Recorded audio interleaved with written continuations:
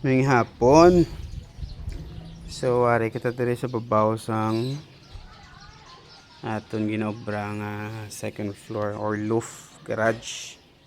As you can see, no? Ay taas ang salog. So, may pagka-stunt move na di ko maglakat-lakat, ano? Gaso ka pang takot at subong sang aton nga metal stud. Ayan. 3 ang lapad, 2 ang or 1.5 ang iyang damol. So ari. So 2x2 ning aton nga haligi. Ang main frame ta, 2x2. Subframe ta haring metal. Bakod na siya kay butang sa likod is corrugated. Industrial nga design. Ayan.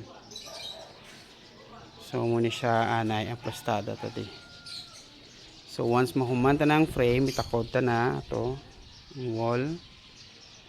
And then matamat lang. Damo pang alubrakon. Di siya init kay may duwa ka bilog ng double insulator na aton ng ginbutang. So hangin-hangin at ibugnaw namin di kon hapon kay kon aga. Kapi-kapi.